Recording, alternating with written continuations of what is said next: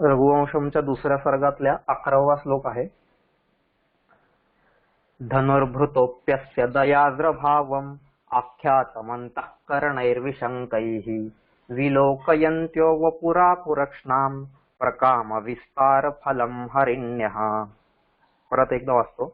धनुर्भृतोऽप्यस्य दयार्द्रभावम् आख्यातमन्तःकरणैर्विशङ्कैः विलोकयन्त्यो वपुरापुरक्ष्णाम् प्रकामविस्तारफलम् हरिण्यः.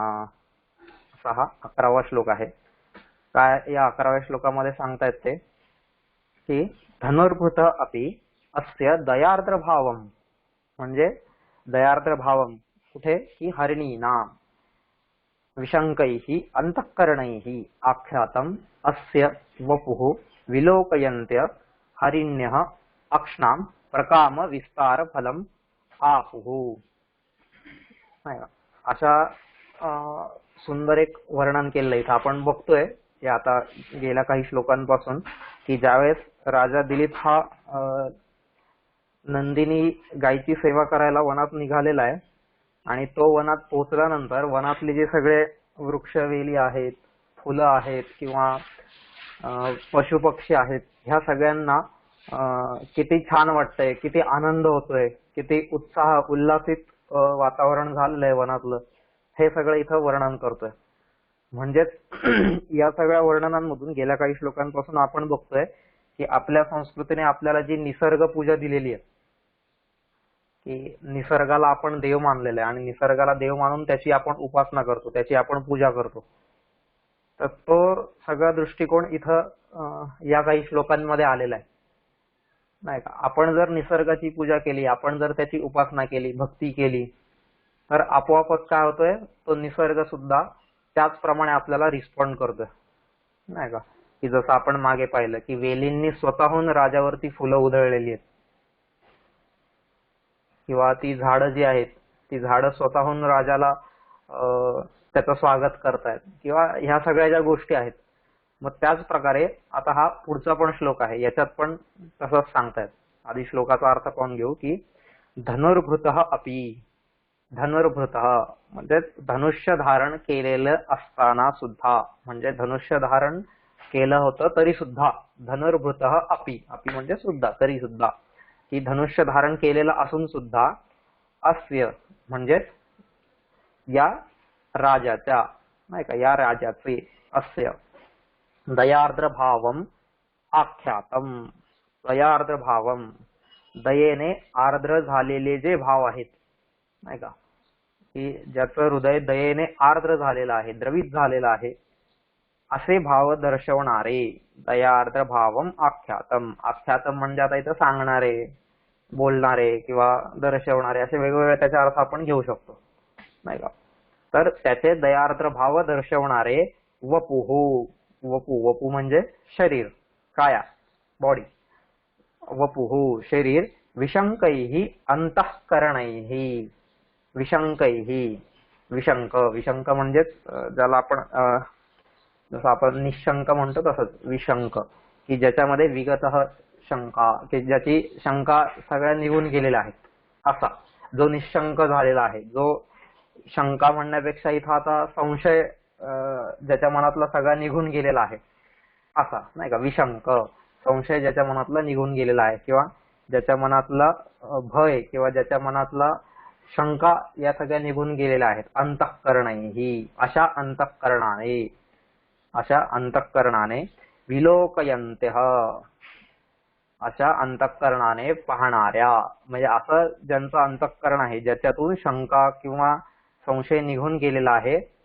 अशा अंतःकरणाने विलोकयन्त्यः पाहणाऱ्या हरिण्यः, हरिणींना, ज्या जंगलातल्या ज्या हरिणी होत्या त्या हरिणींना अक्ष्णाम प्रकाम विस्तार फलम, अक्ष्णाम प्रकाम विस्तार फलम म्हणजे डोळे एकदम मोठे करून किंवा डोळे विकसित करून, नाही का, डोळ्यांचा ज्याला म्हणूया डोळे जेवढे विस्फारता येतील, डोळे जेवढे मोठे करता येतील. विस्फारणे हा शब्द इथं जरा वेगळा होईल. विस्फारणे म्हणजे आपण एकदम आश्चर्याने असं म्हणतो, पण इथं की एक प्रेमाने, नाही का, एकदम डोळे मोठे करून विकास करून पाहिल्याचं जे फळ आहे, प्रकाम विस्तार फलम, डोळे मोठे करून विकसित डोळे करून पाहण्याचं जे फळ आहे, पाहिल्याचं जे फळ आहे ते आपुहू. आपुहू म्हणजे मिळत होतं, मिळत असं नाही का, मिळत असायचं, मिळत होतं असं या श्लोकामध्ये सांगितलेलं आहे. एकदा परत पाहूया की त्या राजाने जरीही धनुष्य धारण केलेलं होतं तरी सुद्धा, त्या राजाने जरीही धनुष्य धारण केलेलं होतं तरी सुद्धा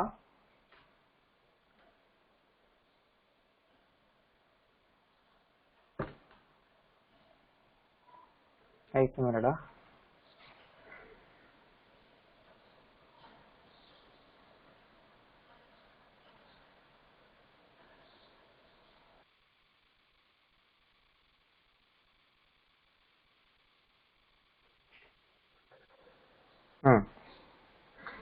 त्या राजाने जरी धनुष्य धारण केलेलं होतं तरी सुद्धा त्याच्या अंतःकरणातला दयार्द्र भाव दर्शविणाऱ्या त्याच्या शरीराकडे निशंकपणे संशयरहित होऊन डोळे विस्तारून पाहणाऱ्या हरिणींना आपल्या पाहण्याचं फळ प्राप्त होत होतं, फळ मिळत होतं. म्हणजे असा एक सुंदर अर्थ इथं कालिदासाने आपल्याला दिलेला आहे. म्हणजे आता काय सांगायचं त्याला इथं की राजा दिलीप हा ज्यावेळेस वनात आलेला आहे आणि वनात आलेला असताना त्याच्याकडे तर धनुष्य होतं ना, धनुर्भृतः अपि, आपण मागे पण पाहिलेलं आहे की त्या धनुष्याने तो काय करत होता, वन्यान दुष्ट सत्वान, हे आपण काल पाहिलं होतं ना की वनातले जे दुष्ट सत्व आहेत, जे दुष्ट प्राणी आहेत, त्या दुष्ट प्राण्यांचा नाश करत, संहार करत किंवा त्यांना वठणीवर आणत तो राजा तिथं पुढे चाललेला होता. आणि मग अशा वेळेस त्याचं ते क्रौर्य म्हणा, त्याचं ते शौर्य, त्याचा तो पराक्रम नाही का, या सगळ्या गोष्टी तर त्याच्यासोबत होत्याच ना, नाही असं नाही. पण तरी सुद्धा काय म्हणतायत, जरी त्याच्या हातात धनुष्य होतं तरी सुद्धा तो इतका दयाळू अंतःकरणाचा होता. ही गोष्ट महत्वाची की धनुष्य हातात असून सुद्धा दयाळू अंतःकरणाचा असलेला असा तो जो राजा होता. म्हणजेच आता इथं त्यांनी दोन्ही गोष्टी सांगितल्या आहेत आपल्याला की क्षात्रतेज तर पाहिजेच, पण त्याच वेळेस क्षात्रतेजासोबतच जे क्षमाशीलता आहे नाही का, दया आहे, करुणा आहे, हे गुण पण एकाच वेळेस सोबत असले पाहिजेत नाही का. म्हणजे ते एक छान असं सुभाषित आहे, ऐश्वर्यस्य विभूषणं सृजनता शौर्यस्य वाक्संयमः ज्ञानस्योपशमश्रुतस्य विनयोः वित्तस्य पात्रे व्यय अक्रोधस्तपसक्षमा बलवतां धर्मस्य निर्व्याज्यता सर्वेषामपि सर्वकारणमिदं शीलं परम भूषणं. म्हणजे असा एक सुंदर सुभाषित आहे. त्यांनी कसं सांगितलंय की ऐश्वर्यस्य विभूषणं सृजनता नाही का, म्हणजे ऐश्वर्य आहे एखाद्याकडे, पण त्या ऐश्वर्याचं विभूषण म्हणजे ते ऐश्वर्य कधी शोभून दिसेल, तर जेव्हा त्याच्याकडे सृजनता हा अलंकार असेल त्यावेळेस. ऐश्वर्यस्य विभूषण, आता त्याच्यावर जास्त मी डिटेल नाही जात कारण आपला तो विषय नाहीये, एक जस्ट आलेला आहे म्हणून सांगतोय. ऐश्वर्यस्य विभूषणं सृजनता शौर्यस्य वाक्संयमः. एखादा खूप शूरवीर असेल पण त्याचं शौर्य आहे, ते शौर्य कशामध्ये आहे, शौर्य कधी शोभून दिसेल, जर त्याच्याकडे वाक संयम, वाणीवरचा संयम हा अलंकार जर त्याच्याकडे असेल तर त्याचं शौर्य शोभून दिसतं नाही का. एखादा खूप मोठा बॉडी बिल्डर आहे, छान हाईट आहे, त्याच्याकडे शरीर यष्टी आहे, सगळं आहे, पण त्याचा जर त्याच्या वाणीवरती संयम नसेल तर त्या शौर्याचा काही एक उपयोग नाही. शौर्यस्य वाक संयम, ज्ञानस्योपशम नाही का, ज्ञानस्योपशमश्रुतस्य विनयो वित्तस्य पात्रे व्यय. हे आता सगळे पुढे एक एक गुण आहेत असे की ज्ञानस्योपशम, की ज्ञान जे आहे, ज्ञानाचा खरा अलंकार कोणता आहे किंवा ज्ञान कधी शोभून दिसेल, जेव्हा त्याचा उपशम नाही का, ज्ञानस्योपशम, त्याचा उपशम होईल. म्हणजेच ते ज्ञान जे आहे ते काय होईल, इतरांच्या कामाला येईल आणि ते ज्ञान आल्यानंतर सुद्धा ज्याचा अहंकार वाढणार नाही, गर्व वाढणार नाही किंवा ह्या सगळ्या गोष्टी होतील आणि त्या ज्ञानाने तो भगवंताच्या जवळ जाऊ शकला तर ते ज्ञान शोभून दिसेल नाही का. ज्ञानस्योपशम श्रुतस्य विनय. आता श्रुतस्य विनय म्हणजेच काय, जसं एखादा खूप वेदांमध्ये पारंगत असेल किंवा इतर सगळ्या गोष्टी असतील, पण तो जर त्याच्याकडे विनय नसेल, त्याच्याकडे जर नम्रता नसेल, तर तर त्याच्या त्या सगळ्या शास्त्र माहित असून सुद्धा काही उपयोग नाही. मग म्हणजे त्याच्या त्या गुणाचा काही उपयोग नाही जोपर्यंत त्याच्याकडं विनय हा अलंकार येत नाहीये. ज्ञानस्योपशमश्रुतस्य विनयो वित्तस्य पात्रे व्यय. आपल्याकडे वित्त खूप आहे, नाही खूप संपत्ती आहे, पण त्या वित्ताचा पात्रे व्यय म्हणजे सत्पात्री जर विनिमय झाला नाही, सत्पात्री जर त्या वित्त खर्चलं गेलं नाही, तर काय आहे, तर ते वित्त सुद्धा कधीच शोभून दिसणार नाही. म्हणून वित्तवानाचा अलंकार कोणता आहे, तर पात्रे व्यय, नाही का. वित्तस्य पात्रे व्यय अक्रोधस्तपस क्षमा बलवताम. आता अक्रोधस्तपसः म्हणजे जो तपस्वी असेल त्या तपस्वीचा हे काय, कारण तपस्येनंतर सामर्थ्य येतं, पण सामर्थ्य आल्यानंतर सुद्धा अक्रोध, क्रोध न करणं, हा त्या तपस्वीचा अलंकार आहे. अक्रोधस्तपसः क्षमा बलवताम. जो शक्तिशाली आहे त्या शक्तिशालीचं सौंदर्य काय आहे, तर क्षमा, क्षमा बलवताम. धर्मस्य निर्व्याज्यता, निर्व्याज्यता म्हणजे ज्याला आपण म्हणूया की निष्काम किंवा कुठेही न चिकटता असा असलेला जो धर्म असेल तो. धर्मस्य निर्व्याज्यता सर्वेषामपि सर्व कारणमिदम. म्हणजे आता हे सगळे तर आहेत, पण या सगळ्यांमध्ये पण जर सगळ्यात मुख्य जर पाहिला पण तर ते आहे शीलम परमभूषणम. की एवढ्या सगळ्या गोष्टी असून पण चालणार नाही, तर माणसाकडे काय असलं पाहिजे, सगळ्यात शेवटी शील म्हणजे चारित्र्य, हे सगळं असलं पाहिजे, आणि तोच खरा मोठा दागिना आहे. शीलम परमभूषणम असं आता हे आहे सगळं. पण ह्याच्यामध्ये जसं सांगितलेलं ना की एक गुण आला की त्याच्यानंतर जो दुर्गुण येतो तो यायला नको.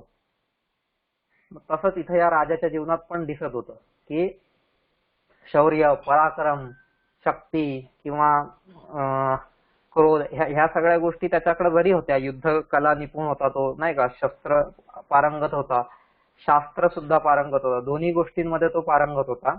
आणि असं असताना सुद्धा त्याच्या हातात धनुष्य आहे. आतापर्यंत त्याने अनेक दुष्टसत्वांना वनातल्या मारलेलं सुद्धा आहे किंवा वठणीवर आणलेले, पण तरी सुद्धा तो तितकाच दयाळू अंतःकरणाचा सुद्धा होता.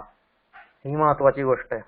म्हणजे आपण गेल्या सर्गामध्ये पण पाहिलेलं आहे, ज्यावेळेस राजा दिलीप आणि राणी सुदक्षिणा दोघेही वशिष्ठ ऋषींच्या आश्रमाकडे निघालेले, त्यावेळेस जात असताना मार्गावरती रस्त्यामध्ये जी हरणं येत होती, ती हरणं त्या रथाचा आवाज ऐकून थोडीशी रस्त्यावरून खाली उतरायची, पण थोडी खाली उतरून सुद्धा ती एकदम आतमध्ये जंगलात पळून नाही जायची. ती हरणं सगळी कुतूहलाने त्याच्याकडे बघायची की कोण आहे हा, आणि त्याच्यापासून त्यांना भीती नाही वाटायची. हे जे तेव्हा वर्णन पाहिलेलं आपण, तसंच इथं पण आहे आता की हा राजा इतका शूर होता, इतका पराक्रमी होता, त्याच्या हातामध्ये प्रत्यंच्या चढवलेलं धनुष्य सुद्धा होतं, पण असं असताना सुद्धा तो तितकाच दयाळू अंतःकरणाचा होता. आणि इतका दयाळू अंतःकरणाचा असल्यामुळेच की जणू काही ती जी हरणं होती त्या जंगलातली, ती हरणं सुद्धा अगदी निशंकपणे, म्हणजे ज्याला जर आपण म्हणलं ना जंगलातला सगळ्यात चंचल किंवा चपल असा जर कोणता प्राणी असेल तर तो म्हणजे हे हरिण असतं. म्हणजे कधी हरणाला चरताना बघा किंवा असं कधी पाहिलं ना आपण, ते काय करतं, एक घास खातं आणि पटकन इकडे तिकडे बघतं की मला कोणी बघत तर नाहीये ना, हा सारखं ते त्याचं लक्ष असतं, नाही का, आणि त्याला सारखी भीती असते. त्या भीतीमध्ये ते हरिण कायम जगत असतं. म्हणजे त्याच्यासोबत त्याचा अख्खा समूह असू द्या, काही असू द्या, पण तरी समूहातल्या प्रत्येकाला ती भीती असते. नाही, आपण असलं तर कसं करणार, समजा समूह आहे ना, मग समूहामध्ये आपण करणार, हा चला जे त्या टोकाला आहेत त्यांनी लक्ष द्या, जे ह्या टोकाला आहेत त्यांनी लक्ष द्या, बाकी आम्ही मधले व्यवस्थित एन्जॉय करतो. पण तसं त्यांच्यात होत नाही. त्यांच्यात प्रत्येक जण हा तिकडे बघतच असतो की कुठून संकट येत आहे का, कुठून संकट येत आहे का. म्हणजे इतके संशयाने भरलेले किंवा इतके शंकेने भरलेले असे हे प्राणी आहेत, अशी ही हरण आहेत, नाही का. आणि त्या ज्या हरिणी आहेत जंगलातल्या, तर त्या जंगलातल्या हरिणी, आणि म्हणजे हरणांमध्ये सुद्धा ज्या हरिणी आहेत त्या हरिणी तर अजूनच चंचल आहेत, नाही का. तर अशा त्या ज्या हरिणी आहेत त्या हरिणींकडे जेव्हा हा राजा पोहोचतोय, त्यांच्या जवळ जातोय, त्यावेळेस त्या अगदी निशंकपणे, अगदी संशयरहित होऊन त्याच्याकडे एक टक लावून पाहत असायच्या. नाही का, की नेमका हा कोण आहे, काय आहे, कसा आहे. आणि असं पाहत असताना त्यांना तो एकदम आपलासा वाटायचा, म्हणून ते त्याला पाहून अजिबात घाबरून पळून नाही जायचं. नाहीतर जंगलामध्ये जे इतर शिकारी येत आहेत, धनुष्यबाण घेऊन येत आहेत, पारधी असतील किंवा जे कोणी हे असतील, तर ते लोक आले की त्यांना पाहून हरणं पळून जायची लगेच. पण इथं हा राजा धनुष्य घेऊन येतोय, तुर्णीरामध्ये त्याच्या बाण पण आहेत, सगळ्या गोष्टी आहेत, प्रत्यंच्या धनुष्याला चढवलेली आहे. आणि त्याचं शरीर यष्टी, देहबोली सगळं जर पाहिलं तर असं वाटेल की आता हा आपला वध करतोय की काय, आता आपल्याला मारतोय की काय, असं कोणत्याही प्राण्याला वाटायचं. पण ही हरणं जी होती, त्या हरणांना मात्र खूप बरं वाटायचं की हा हा आमचा काहीतरी रक्षण करता आहे, हे त्या हरणांना कायम वाटायचं. की एक विश्वास म्हणतो ना आपण, तो विश्वास त्या हरणांमध्ये उत्पन्न व्हायचा. आणि म्हणून ती हरणं एकदम संशयरहित होऊन, निशंक होऊन, नाही का, जसं इथं म्हणलंय विशंक, म्हणजे विशंकही ही, म्हणजे ज्यांच्या सगळ्या शंका निघून गेलेल्या आहेत, अशी ती हरणं, अशी त्या हरिणी, म्हणजे स्त्रीलिंग घ्यायचं आता, हरिणी एकदम मदमुरादपणे टक लावून त्याच्याकडं पाहत असायच्या. आणि त्याच्याकडं पाहताना काय व्हायचं की निसर्गाने हरणं आहेत ना, त्या हरणांना निसर्गातः त्यांचे जे डोळे आहेत, त्या डोळ्याची साईज जर पाहिली आपण तर ती निसर्गाने अशी मोठी दिलेली.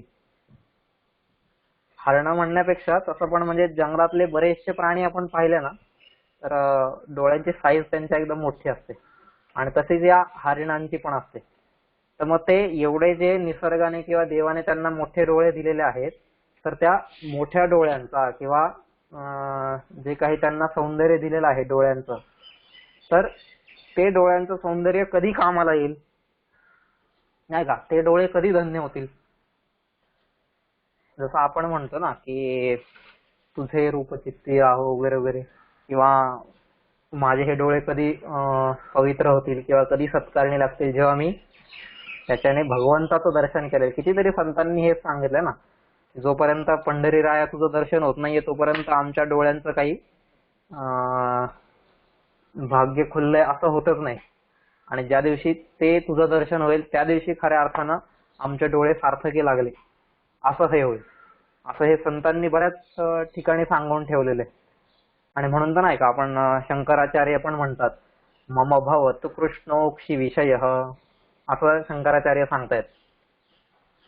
सुंदर असं ते त्यांनी जे कृष्णाष्टकम आहे, त्या कृष्णाष्टकम मध्ये प्रत्येक कडव्याच्या खाली त्यांनी ही गोष्ट दिलेली आहे. काय, रिया श्लिष्टो विष्णू स्थिरचर वपुर्वेद विषयो धियाम साक्षी शुद्धो हरिरसुरहंताब्जनयनः गदिशंखेश्चक्री विमल वनमाली स्थिर रुचि शरण्यो लोकेशो मम भवतु कृष्णोक्षी विषय. असा जो कृष्ण आहे, हे सगळं आता प्रत्येक श्लोकामध्ये त्यांनी वर्णन केलेलं. तर असा जो कृष्ण आहे तो कृष्ण काय व्हावा, माझा अक्षी विषय, म्हणजे माझ्या डोळ्यांचा विषय व्हावा. आणि ज्या दिवशी तसं होईल त्या दिवशी खरं माझ्या डोळ्यांचं भाग्य खुललं, नाही का, असं मला म्हणता येईल, असं शंकराचार्य स्वतः म्हणतायत. मग अगदी तीच स्थिती इथं या हरणांची झालेली, की त्या हरणांना ते निसर्गाने किंवा देवाने डोळे दिलेले आहेत, एवढे मोठे डोळे दिलेले आहेत, तर ते डोळे कधी सत्कारणी लागतील किंवा कधी सत्कारणी लागले असं म्हणता येतील, तर ते आत्ता त्यांना असं वाटतंय, या क्षणाला, ज्या क्षणाला ते धनुष्य धारण केलेला असताना सुद्धा जो दया भावाने भरलेला, करुणेने भरलेला, ज्याचं हृदय द्रवित झालेलं आहे, ज्याच्या हृदयामध्ये आर्द्रता आहे, आता त्या राजाला जेव्हा पाहतायत तेव्हा वाटतं, त्यांना पण वाटतंय की जणू काही माझ्या डोळ्यांचे पारणे, आता आपण म्हणतो ना पारणे फिटले, डोळ्यांचे पारणे फिटणे, किंवा डोळे जे भगवंताने दिलेले आहेत ते सत्कारणी लागणे, हा खरा अर्थ इथं आहे.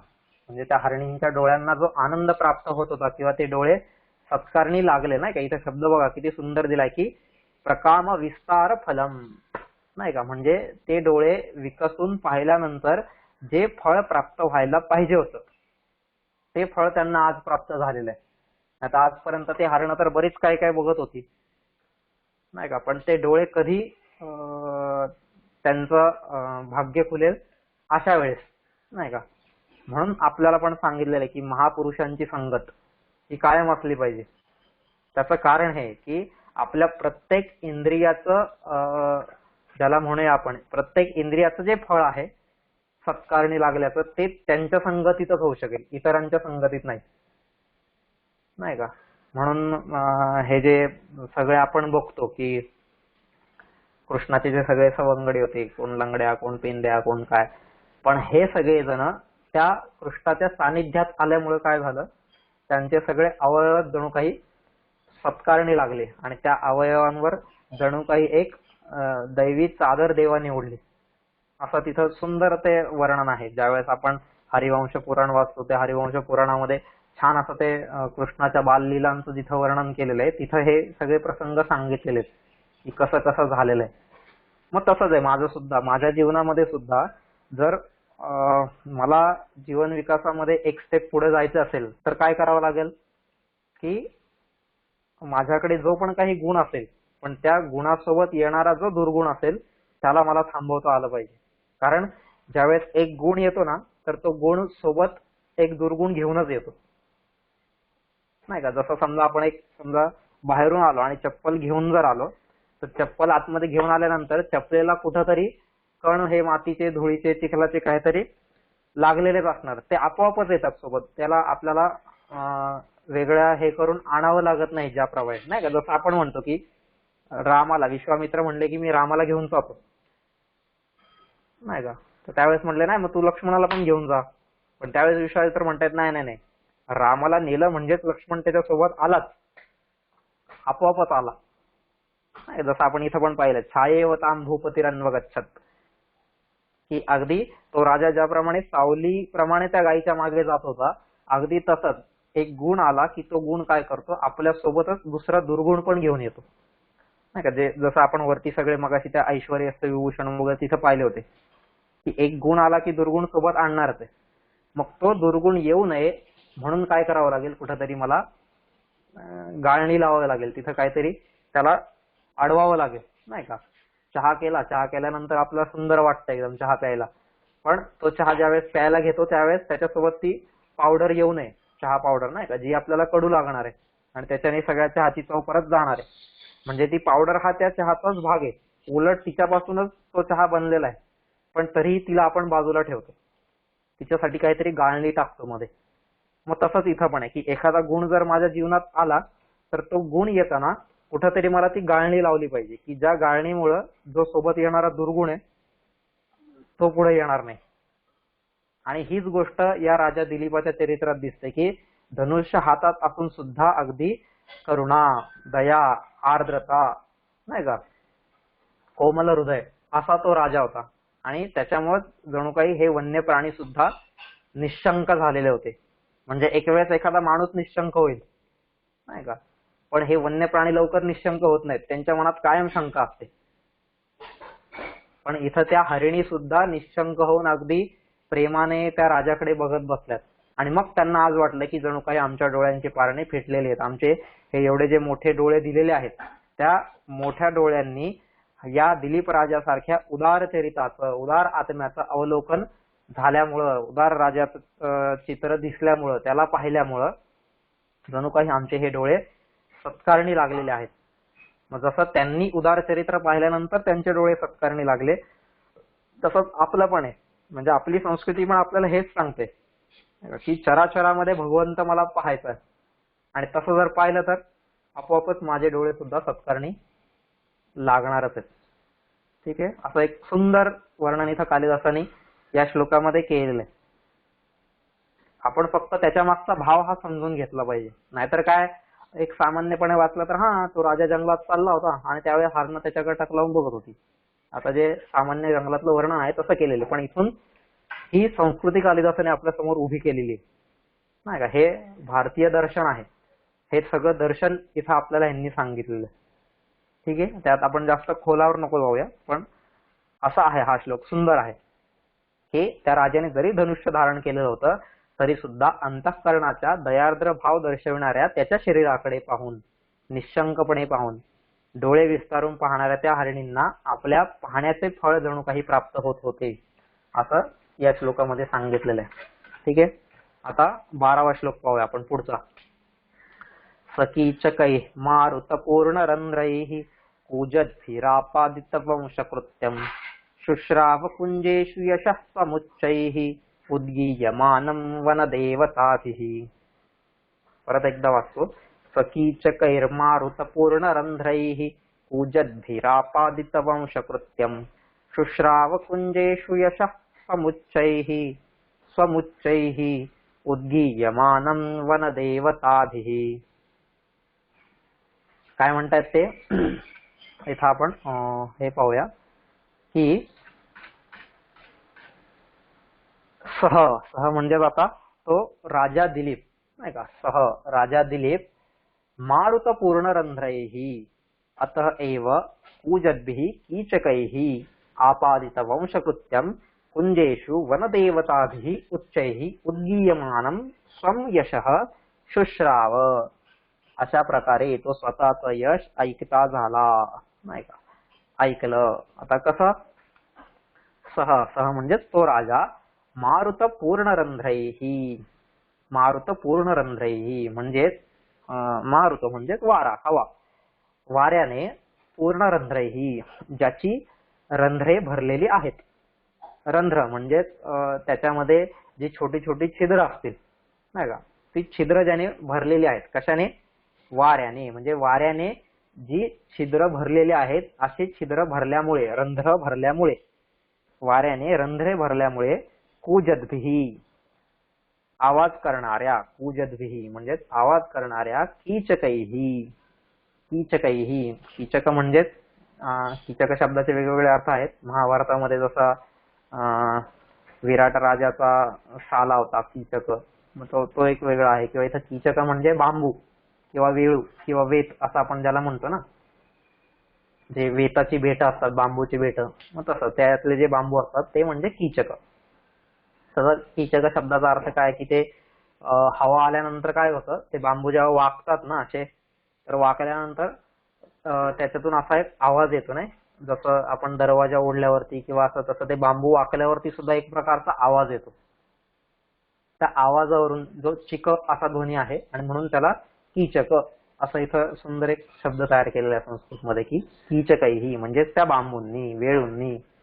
आपादित वंशकृत्यम, आपादित वंशकृत्यम म्हणजे आता वंश, वंश या शब्दाचा अर्थ आहे इथं बासरी असा अर्थ घ्यायचा, वंश. ठीक आहे, वेणू, वंश म्हणजे वेणू किंवा बासरी. की वेळूंनी अशा म्हणजे काय की तो राजा वाऱ्याने रंध्रे भरल्यामुळे, वाऱ्याने ती छोटी छोटी छिद्रे भरल्यामुळे आवाज करणाऱ्या बांबूंनी किंवा वेळूंनी ज्यामध्ये बासरीची कामगिरी बजावली आहे किंवा मुरलीची कामगिरी बजावली आहे किंवा बासरीचं जे काम आहे ते काम ज्याने केलेलं आहे, असे ते कुंजेषु अशा त्या कुंजामध्ये, म्हणजे ते जे काही समूह असतील झाडांचे, लता कुंज म्हणा किंवा बांबूंचे कुंज म्हणा नाही का, बांबूंची जे काही छोटी छोटी बेट असतील जंगलामधली, तर त्या कुंजांमध्ये, लता कुंजांमध्ये वनदेवताभिः वनदेवतांनी, वनदेवतांनी उच्चैः मोठ्याने, उच्चैः म्हणजे मोठ्याने, उद्गीयमानं मोठ्याने गायलेले, स्वं यशः स्वतःचे यश, स्वतःचे कीर्ती, स्वतःचं यशोगान, शुश्राव म्हणजेच ऐकत असं, ऐकत असे, ऐकत होता नाही का, असं म्हणजे असं ऐकत ऐकत तो पुढे चाललेला होता. ठीक आहे, परत एकदा संपूर्ण श्लोकाचा अर्थ सांगतो की तो राजा वाऱ्याने रंध्रे भरल्यामुळे आवाज करणाऱ्या बांबूंनी ज्यामध्ये मुरलीची म्हणजेच बासरीची कामगिरी बजावलेली आहे, बासरीचं काम पार पाडलेलं आहे, अशा त्या लता कुंजांमध्ये वनदेवतांनी मोठ्याने गायलेले स्वतःचे यशोगान ऐकत असे. म्हणजे किती सुंदर हे वर्णन केलेलं आहे की राजा जंगलातून चाललेला आहे, जंगलातून जात असताना त्या जंगलामध्ये जी बांबूची जी काही झाडं आहेत, तर त्या बांबूच्या झाडांमध्ये काय असतं, बांबूंना कुठे मध्ये मध्ये पोकळ असतात ना बांबू, आणि त्याच्यामध्ये छिद्र पडलेले असतात कुठं. तर नेमका जो जंगलामध्ये जेव्हा वारा येतो म्हणजे आता हे मी सुद्धा अनुभवलेलं आहे. आता आपण जेव्हा ट्रेकिंगला जातो, फिरायला जातो इकडं तिकडं, तर त्यावेळेस हे जंगलामध्ये जातो आणि जिथं असे बांबू असतात ना, तिथं तो एक सुंदर आवाज येतो, असं की हवा येत असते आणि ती हवा काय होते, हवेचा स्पीड जास्त असतो वाऱ्याचा आणि तो नकळत त्या छिद्रांमध्ये जातो आणि छिद्रांमध्ये गेल्यामुळे काय होतं, आपोआपच त्यातून एक वेगळ्या प्रकारचा ध्वनी निर्माण होतो आणि सुमधुर ध्वनी असतो तो पण, म्हणजे ऐकत राहावं असं वाटतं. असं एक प्रकारचं ते निसर्गाने गायलेलं एक संगीत आहे नाही का, नैसर्गिक संगीत ज्याला म्हणूया. आणि ते बासरी वादन जे आहे, निसर्गाचं बासरी वादन असं त्याला आपण म्हणूया. की बासरीमध्ये पण काय हेच आहे ना, की एक बांबू असतो आणि त्या बांबूमध्ये होल्स असतात आणि मग त्या होलमध्ये तुम्ही हवा फुकून जिथून बाहेर काढली की तसे तसे स्वर बाहेर येतात. मग तसंच इथं पण होतंय. हे बांबू मधले जे छिद्र आहेत, जे रंध्र आहेत, तर त्यांच्यामध्ये हवा येते. मग कधी हवेचा स्पीड जास्त असतो, कधी दबाव कमी असतो, कधी हवा एकदम एकसाथच नेमकी तिथं शिरते किंवा असं, कारण हवेला काही कोणाचा कंट्रोल नसतो आणि मग त्याच्यामुळे दरवेळेस वेगवेगळे ध्वनी त्यातून उत्पन्न होत असतात. आणि असं हे जंगलातलं जे सुंदर वर्णन आहे, तर ते जणू काही प्रत्येक जण नाही का, जसं आपण पाहिलं की वेलींनी फुलं टाकली, हरणांनी पाहिलं, झाडांनी त्याला काय अजून स्वागत केलं, असं प्रत्येक आपण जे बघतोय वनातलं, मग तसं आता इथं हे जे बांबू आहेत त्या बांबूंच्या द्वारे हा जो ध्वनी उत्पन्न होतोय, तर जणू काही ते बांबू काय करतायत, बासरीचं काम करतायत. आणि बासरीचं काम करून जणू काही जे वनदेवता आहेत, वन्य देवता आहेत किंवा जंगलाची जी देवता आहे, त्या वनदेवतांनी ही बासरी वाजवलेली आहे आणि त्या बासरी वादनातून राजा दिलीपाचा जणू काही ते यशोगान गात आहेत, त्याची स्तुती करत आहेत, त्याचा जय जयकार करत आहेत, त्याची स्तोत्र गात आहेत. जसं आपण वरती पाहिलं होतं की ते जंगलातले पक्षी सुद्धा त्याची स्तुती करत होते, जय जयकार करत होते. मग तसंच आता हे वनदेवता जे आहेत, ते वनदेवता सुद्धा त्या बांबूंमधल्या आवाजाद्वारे जो बासरीचा कोमल असा सुमधुर स्वर येत होता, त्याच्याद्वारे राजाचं स्तुतिगान करत होते, राजाचं यशोगान करत होते. आणि ते स्वतःचं यशोगान ऐकत तो राजा त्या गायीच्या मागे पुढे चाललेला होता. ठीक आहे.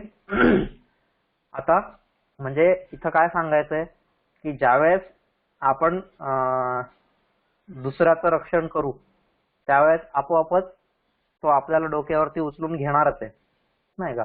पण तो त्याने मला डोक्यावरती उचलून घ्यावं म्हणून मी त्याचं रक्षण करावं असं आहे का? असं नाहीये.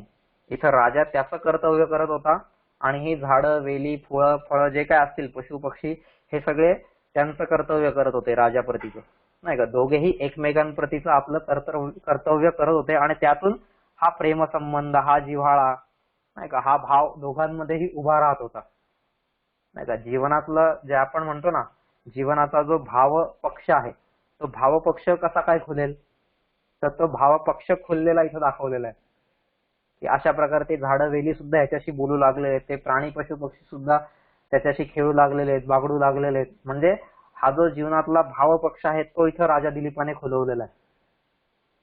आपल्याला तर काय असं जंगलात जाऊन इतर प्राण्यांशी नाही करायचं, आपल्याला तर एकमेकांशी भेटायचंय नाही का. माणसाने माणसाला भेटायचं आणि हा खऱ्या अर्थानं भाव पक्ष आपल्याला उभा करायचा आहे तिथं. हे कुठंतरी नकळत आपली संस्कृती आपल्याला सांगते. सुंदर वर्णन आहे. ठीक आहे. तर अशा प्रकारे ते बांबूंद्वारे वनदेवतांनी केलेले स्वतःचं स्तुतिगान ऐकत तो राजा पुढे चाललेला होता. 13वा श्लोक आहे.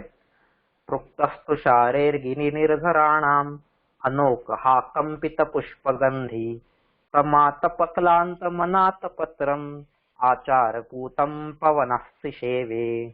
परत एकदा वाचतो.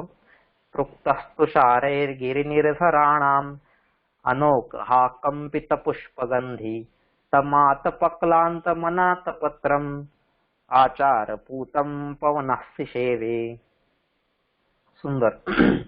काय म्हणतायत ते इथं की हा जो राजा ज्यावेळेस पुढे चाललेला आहे, तर त्यावेळेस गिरिनिर्झराणाम तुषारैहि पृक्तः अनोकः कंपित पुष्पगंधी पवनः अनाथपत्रम् अतएव आतपक्लांतम आचारपूतम नृपम सिषेवे. सुंदर. म्हणजे अशा प्रकारे आता बघा, म्हणजे जसं राजा हा निसर्गाचं रक्षण करत होता, त्याचप्रमाणे हा संपूर्ण निसर्ग सुद्धा त्या राजाचं रक्षण करत होता जणू काही, असं हे वर्णन इथं केलेलं आहे. गिरिनिर्झराणाम. गिरिनिर्झराणाम, गिरी म्हणजे पर्वत, डोंगर, आणि त्या डोंगरावरून वाहणारे निर्झर, झरे. तर गिरिनिर्झराणाम, डोंगरावरील झऱ्यांच्या तुषारैहि तुषारांनी तुषार म्हणजेच त्याचे जे त्याला आपण काय म्हणूयात, असं स्प्रिंकल होतं ना सगळीकडे, कण त्याचे उडतात. म्हणजे एखादा जेव्हा झरा असतो किंवा धबधबा असतो तर त्याचे नंतर तुषार सगळीकडे उडत असतात, बारीक बारीक त्याचे कण.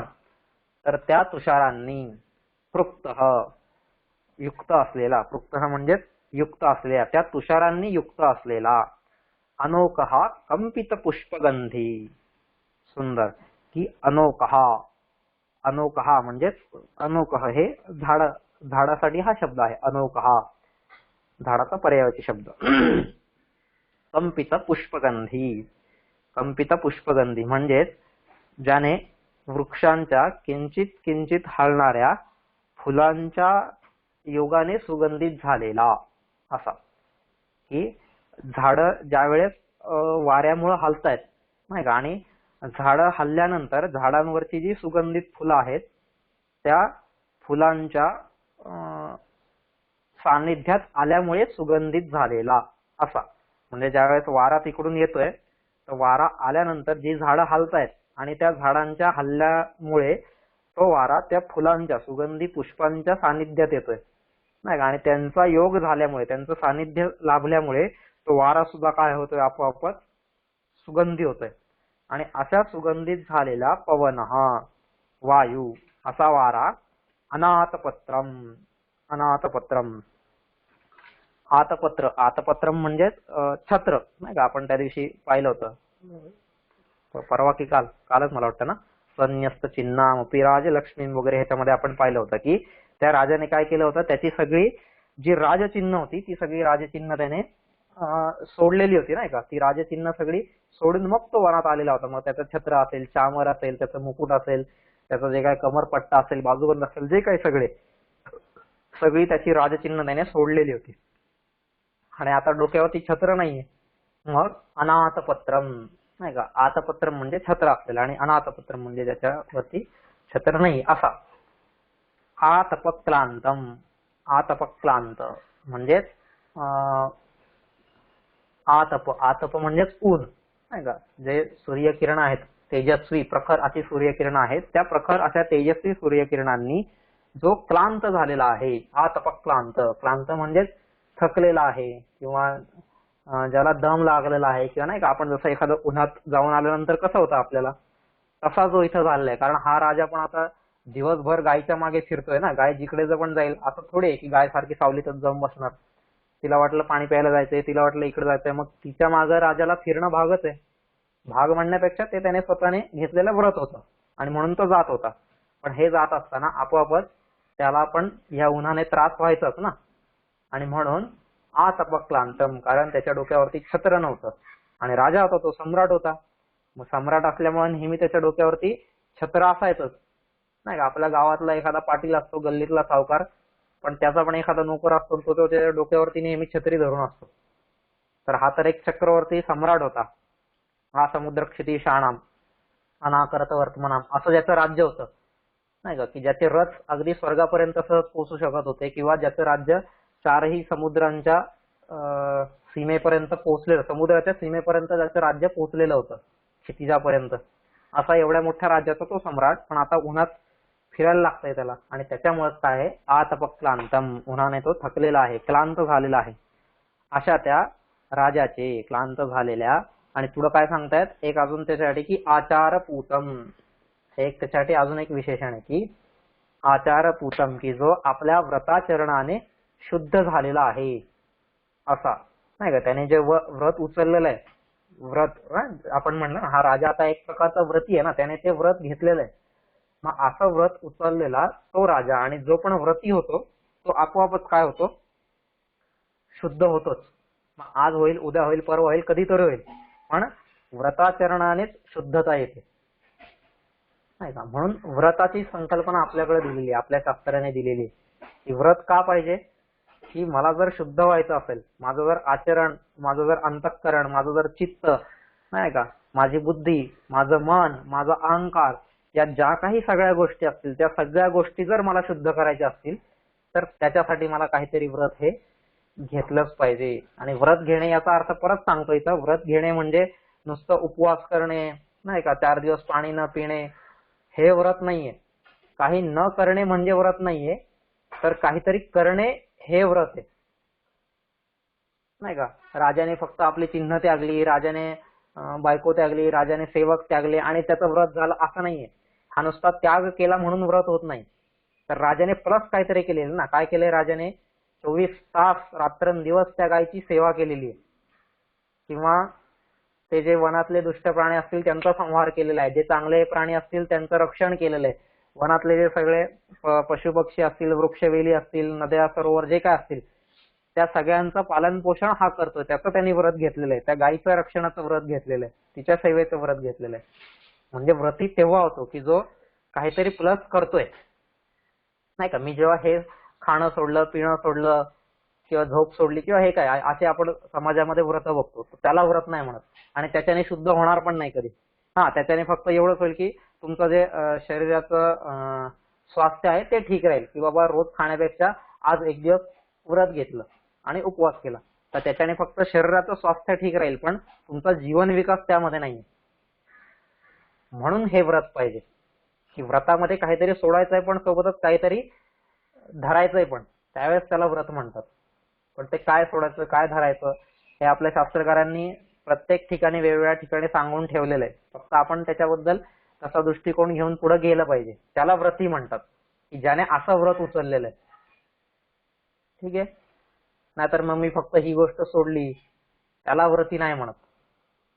असा हा राजा आहे. म्हणजे या राजाच्या जीवनातून आपल्याला हा व्रत कसं घ्यावं, नाही का, व्रताचं पालन कसं करावं, व्रताचा पारणा कसा फेडावा, हे सगळं झालेलं आहे. आणि म्हणून असा आचारपूतम, नाही का, व्रताय तेनानुचरस्य धेनो, हे आपण मागे पाहिलं होतं की त्याने त्या राजाने तिची सेवा कशासाठी केली? व्रताय. आणि मग हे जे घेतलेलं व्रत आहे त्या व्रतामुळं आचारपूतम, त्या व्रतामुळे हा माणूस काय झालेला आहे? आता हा राजा जो आहे तो आचारपूतम, शुद्ध अंतःकरणाचा झालेला आहे. त्याचं आचार, ज्याचं वाणी, वर्तन, विचार सगळ्याच गोष्टी शुद्ध झालेल्या आहेत. असा तो राजा, तम, त्या राजाची, अशा त्या राजाची सिसेवे, सेवा करता झाला. म्हणजेच त्या राजाची सेवा करत होता. कोण सेवा करत होता? तो वायू. ठीक आहे ना. म्हणजे मला असं वाटलं की एवढं सांगताना परत ते विसरले काय सगळे आता, की परत एकदा सांगतो की डोंगरावरील झऱ्यांच्या तुषारांनी युक्त असलेल्या आणि वृक्षांच्या किंचितशा हलणाऱ्या पुष्पांच्या योगांनी सुद्धा सुगंधित झालेला असा तो वायू. हा, हे सगळं दोन विशेषण वायूसाठी वापरली आहेत. आणि त्याच्यानंतर ते सांगतात की त्या छत्र नसलेल्या, उन्हाने क्लांत झालेल्या म्हणजे थकलेल्या आणि व्रताचरणाने शुद्ध झालेल्या अशा राजाची सेवा करत होता, सेवा करत असे. नाही का, असं हे सुंदर वर्णन. म्हणजे बघा, ते जे तुषार आहेत ते तुषारांनी युक्त, नाही का, डोंगराच्या उतारावरती जेव्हा झरे वाहत आहेत तर आपोआपच त्या झऱ्यांमधलं पाणी तुषार रूपात उडून ते राजावरती सिंचन करायचं. आणि सोबतच काय व्हायचं की म्हणजे ते पाणी, ते तुषार राजापर्यंत कसे पोहोचायचे? तर ते या वाऱ्याच्या मार्फत पोहोचायचे ना. बघा, आपण असं आठवत असेल आपल्या सगळ्यांना, जे जे लोक ट्रेकिंगला जातात नेहमी पावसाळ्यात म्हणा किंवा असं जे धबधबे असतात, आपोआपच म्हणजे धबधबा इथं असतो पण त्याचे तुषार एकदम लांब पर्यंत उडत असतात तिकडे, नाही का. आणि त्याचा तो सुंदर ध्वनी असतो. आपल्याला जाताना असं वाटतं काही वेळाने, अरे हो आता तिकडे मोठा धबधबा लागणार आहे बरं का, आवाज येतोय, किंवा तिथं ते असे बारीक बारीक त्याचे तुषार कण उडतायत. तर हे सगळं कशामुळे येतं आपल्यापर्यंत? ते वाऱ्यामुळे येतं. तो वायू आपल्यापर्यंत पोहोचवत असतो. मग तशाच प्रकारे त्या तुषारांनी युक्त असलेला आणि ते जे जंगलातली फुलं आहेत त्या फुलांच्या, म्हणजे झाडं जी वाऱ्याने हलतायत आणि त्याच्यातून त्या फुलांचा सुगंध सोबत घेऊन तो वारा सुगंधित होऊन आणि तुषारांनी युक्त होऊन, म्हणजे नाही का, असं आल्हाददायक होऊन तो वारा त्या राजापर्यंत पोहोचतोय. आणि का पोहोचतोय? तर त्याची सेवा करण्यासाठी. नाही का सेवा करण्यासाठी?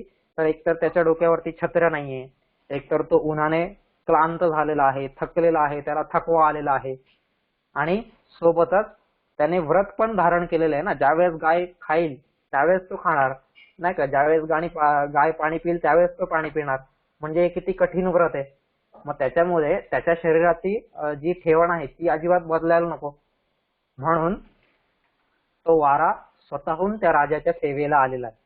आणि स्वतः त्या राजाची सेवा करता झालाय, असं हे सुंदर वर्णन आहे, नाही का. म्हणजे ज्यावेळेस मी निरपेक्ष निराकांक्ष भावनेने माझं कर्तव्य पार पाडत राहील, त्यावेळेस भगवंत सुद्धा नकळत माझी काळजी ही घेतच राहणार आहे, नाही का. हे पशु पक्षी असतील, वारा असेल, फुलं वेली झाडं, हे सगळं काय, हे सगळं म्हणजे जणू काही भगवंत त्यांच्या मार्फत राजा दिलीपाची सेवा करतोय, रक्षण करतोय, त्याचं पालन पोषण करतोय, नाही का. जो भगवंताचं काम करेल त्याचं भगवंत रक्षण करणारच आहे, हे भगवंतांनी दिलेलं वचन आहे, नाही का.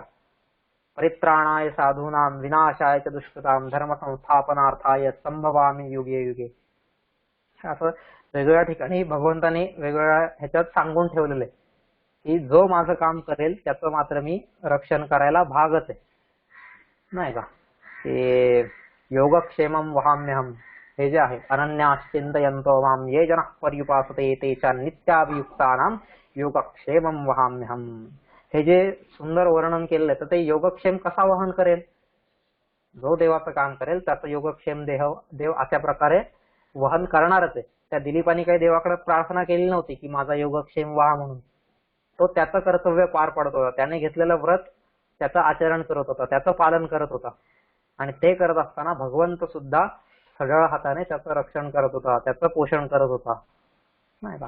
हे झालं पाहिजे कधी पण. तर असं सुंदर हे वर्णन आपल्या संस्कृतीने केलेलं आहे, आणि तेच कालिदासाने या कथेमार्फत आपल्यापर्यंत पोहोचवलेलं आहे. हे रघुवंशम हे एक फक्त माध्यम आहे की ज्या माध्यमातून कालिदासाने आपल्यासमोर आपली संस्कृती पुन्हा उभी केलेली आहे. कारण आपल्याला तत्वज्ञान वाचायचं म्हटलं, नाही का, खूप मोठ्या शास्त्राच्या गोष्टी वाचायचं म्हटलं की मग आता कोण ते ब्रह्मसूत्र वाचणार, कोण हे शिक्षा ग्रंथ, नाही का, वेद असतील, संविधा असतील, ब्राह्मण असतील, उपनिषद असतील, हे सगळं कोण वाचणार. मग त्याच्यातल्या गोष्टी आपल्यापर्यंत पोहोचणार कशा काय, म्हणून ही काव्य निर्मिती आहे.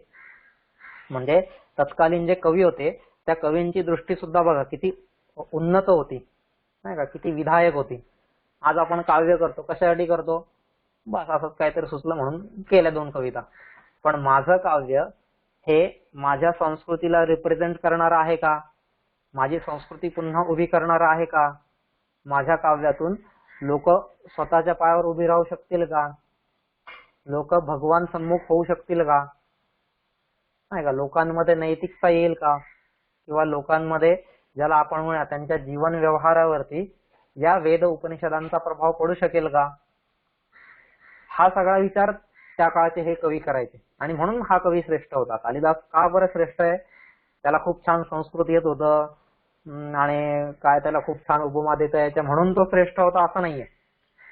असं जर पाहिलं आपण तर म्हणजे कालिदासापेक्षा पण जे इतर कवी आहेत ना त्यांची विद्वत्ता तर अशी वाटते. आता बाणभट्ट नावाचा एक कवी आहे संस्कृतात, त्या बाणभट्ट कवीचं म्हणजे त्याची वैशिष्ट्य ते की समजा आता पान नंबर 1 पासून जर त्याचं वाक्य किंवा शब्द आपण ज्याला म्हणूया एक वाक्य किंवा असं जर सुरू झालं एक वाक्य, तर जवळपास 25-25, 30-30 पानं त्याचं ते वाक्य चाललेलं आहे पुढं.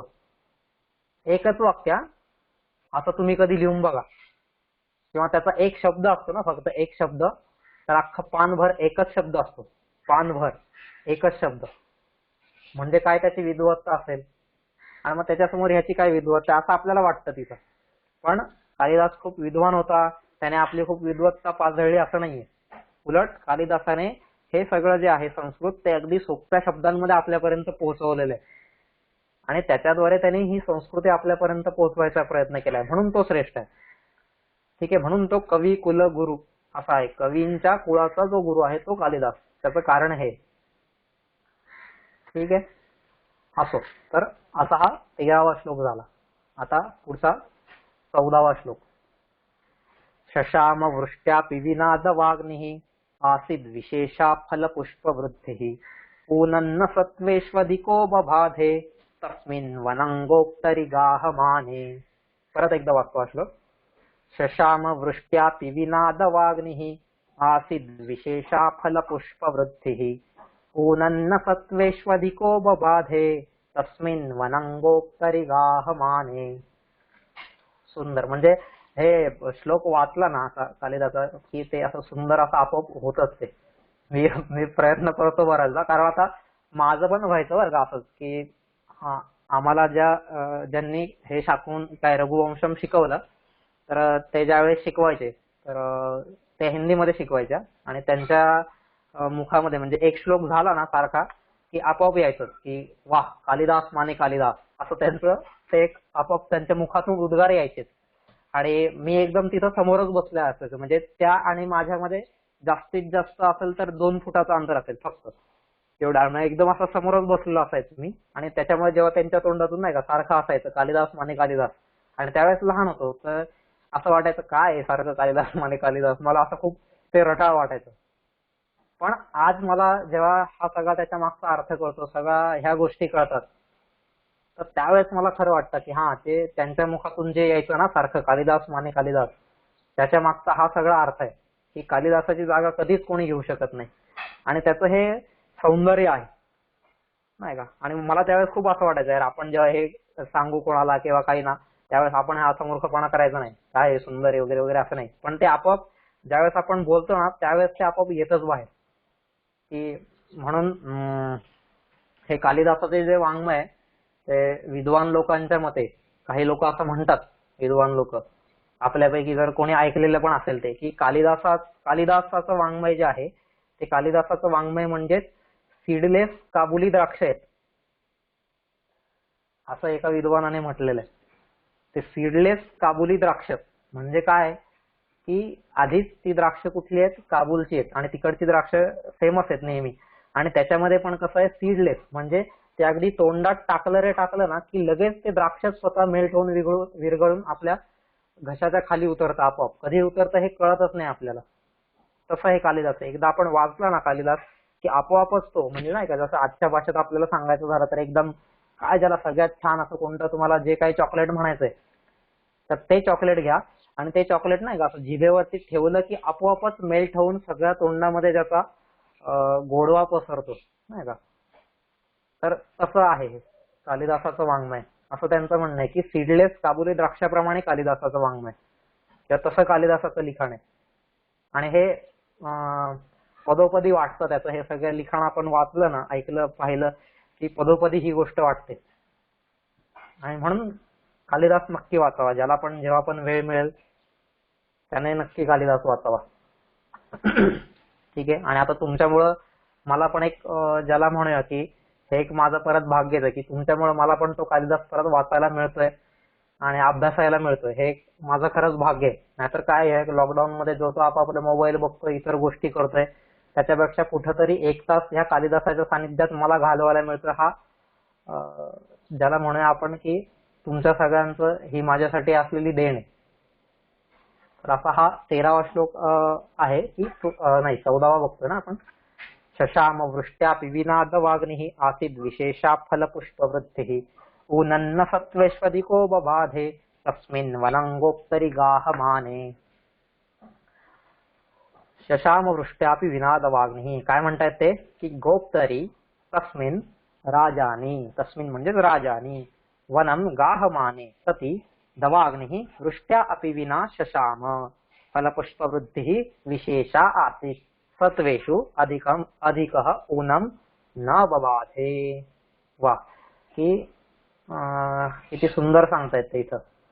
कालिदास म्हणतोय काय गोप्तरी, गोप्तरी म्हणजेच आपण मागे पण पाहिलं होतं ना काहीतरी गोप्ता असा शब्द आला होता आपल्याला मागे पण आधी. गोप्ता गोप्तरी म्हणजेच रक्षण करणारा, गुप्त म्हणजे रक्षण प्रोटेक्शन असं, आणि गोप्तरी म्हणजेच रक्षण करणारा. गुप्त या शब्दाचा अर्थ आपण वेगळा घेतो ना, आपण गुप्त म्हणजे एकदम गुपित असं ज्याला म्हणतो, पण ते गुपित हे जे पण आहे ते पण हे रक्षण करणे याच अर्थाने नाही का. आता आपण म्हणतो ना एखाद्याला मी तुला हे गुपित सांगतो बरं का, जसं कृष्ण पण गीतेमध्ये म्हणतायत ना इदम गुह्यतमं शास्त्रम इदम उक्तम मया नघ वगैरे वगैरे, हे काय आहे गुह्य आहे, एकदम गुपित आहे, आणि ते मी तुझ्या कानात सांगतोय असं. आणि मग गुपित म्हणजे काय, जी गोष्ट गुपित असते ती एकदम रक्षण करून ठेवण्यासारखी असते नाही का, तिचं रक्षण करतो आपण. मी तुझा गुपित सांगतोय म्हणजेच काय, हे जे मी तुला जे काय सांगणार आहे ती तू गुप्त ठेव, त्याचं रक्षण कर, ते फक्त तुझ्याजवळ ठेव, बाकी कोणाकडेही ते उघडं करू नकोस. मग तसाच आहे हा गुप्त शब्द, आणि जो रक्षण करतो तो गोप्तरी असा, म्हणजेच गुप्तरी म्हणजेच रक्षण करणारा. तस्मिन तो राजा, वनम म्हणजे वनामध्ये, गाहमाने वनामध्ये शिरला असता, तो राजा वनामध्ये शिरला असता, वृष्ट्या विनापी म्हणजे जलवृष्टी शिवाय सुद्धा, म्हणजे पाऊस नव्हता, काहीच नव्हता, पाणी पडत सुद्धा नव्हतं, तरी सुद्धा दवाग्नी, दवाग्नी नाही, आपण काल शब्द पाहिला होता एक दावम, दावम म्हणजेच वन, आता काल शब्द पाहिला होता आपण एक. तर दवाग्नी, दावम म्हणजे दावी अग्नी, म्हणजे जो जंगलामध्ये लागलेला अग्नी आहे म्हणजेच वणवा, दावाग्नी. शशाम, शशाम म्हणजेच शांत होऊ लागला किंवा विजू लागला, नाही का. किती सुंदर वर्णन आहे बघा, की जसा रक्षण करणारा तो राजा वनामध्ये शिरला, तर तो राजा शिरताच विना जलवृष्टी, नाही का, पाऊस न पडताच, कोणत्याही प्रकारचं तिथं पाणी न पडताच आपोआपच जंगलातला जो अग्नी होता, जंगलातला जो वणवा होता, दवाग्नी होता, तो काय होऊ लागला, विजू लागला, शांत होऊ लागला. किती सुंदर वर्णन आहे. ही फलपुष्पवृत्ती, ही फुलाफळांची आपोआप वाढ व्हायला लागली. म्हणजे बघा, तो राजा जसा वनात शिरला तसं पाऊस न पडता सुद्धा वनातला अग्नी विजू लागला किंवा शांत होऊ लागला. फलपुष्पवृद्धी, फळांची फुलांची आपोआपच वृद्धी व्हायला लागली, वाढ व्हायला लागली. विशेषा, विशेष रीतीने, कशी होऊ लागली वाढ ती, विशेषा आसीत, फलपुष्पवृद्धी विशेष आसीत, फळ आणि फुलांची जी वृद्धी होती ती विशेष प्रकारची होती, म्हणजे एक्स्ट्रा ऑर्डिनरी ज्याला आपण म्हणूया, नाही का.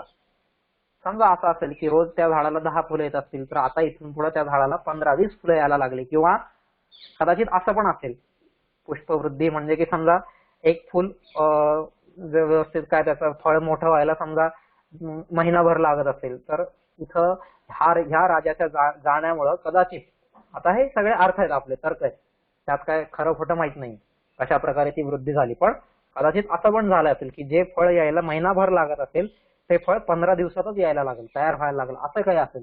विशेष फळ पुष्पवृद्धी तिथं व्हायला लागलेली आहे, विशेष रीतीने, विशेष गतीने.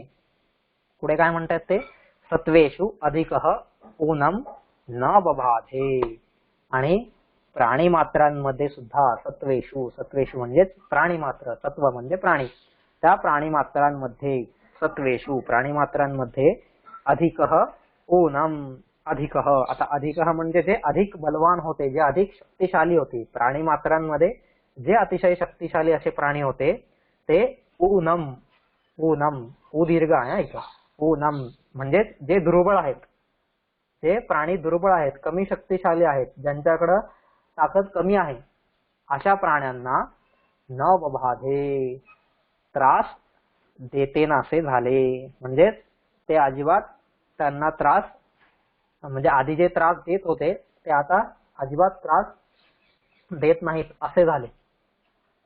किती सुंदर वर्णन आहे. म्हणजे परत एकदा संपूर्ण श्लोक सांगतो आधी, की रक्षण करणारा तो राजा ज्यावेळेस वनामध्ये शिरला, नाही का, गोप्तरी म्हणजेच रक्षण करणारा, तो रक्षण म्हणजे काय फक्त त्या गायीचं रक्षण करत होता असं नाहीये, तर संपूर्ण सृष्टीचं, संपूर्ण पृथ्वीचं रक्षण करणारा असा तो राजा आहे ना.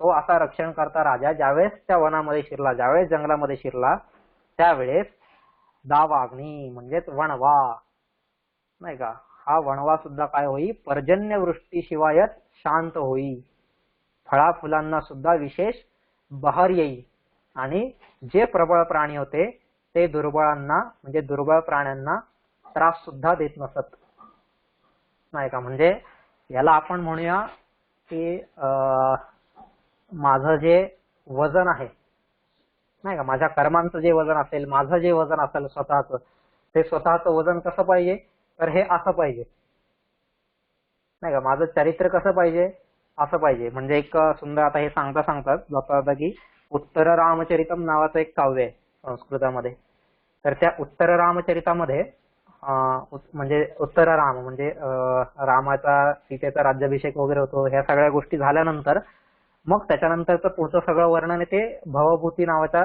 एका कवीने त्या नाटकामध्ये केलेले, उत्तर रामचरितम नावाच्या नाटकामध्ये. आणि त्याच्यामध्ये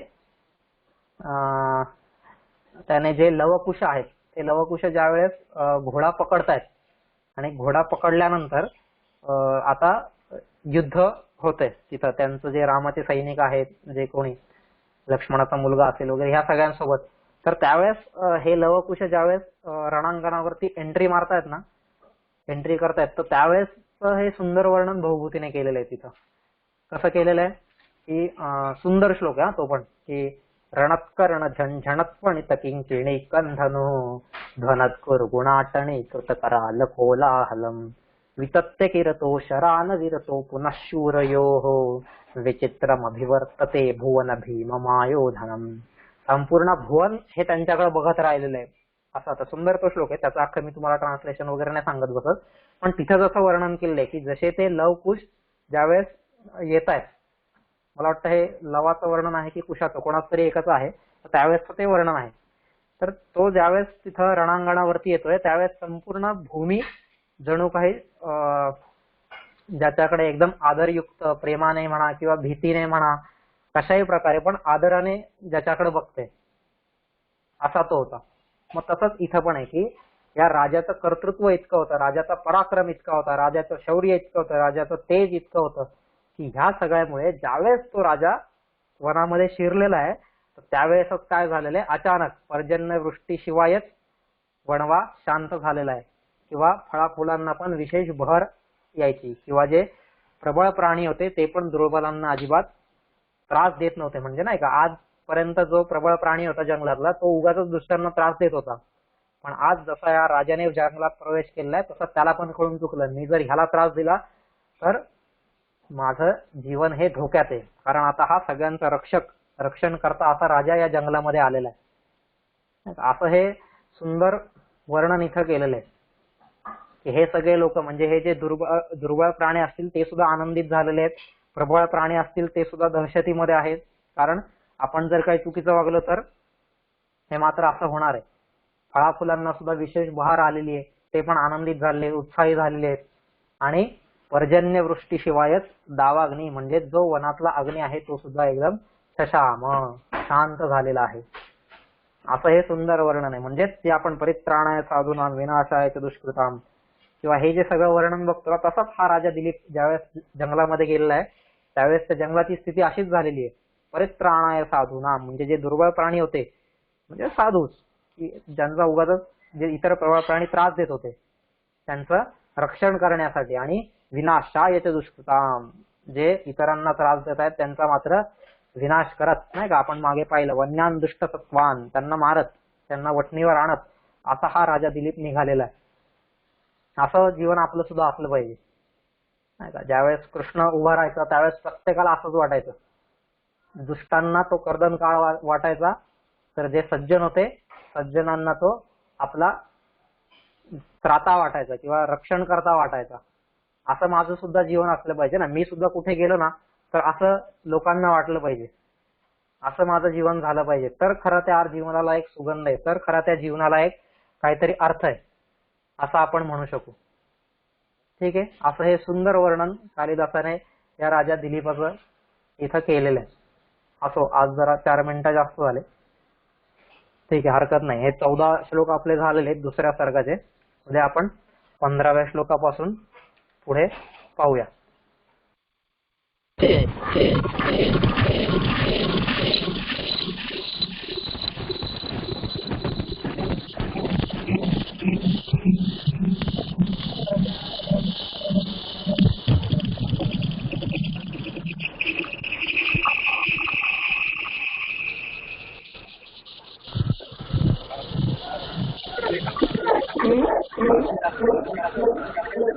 ठीक आहे, काही नाही आपण मग सकाळी परत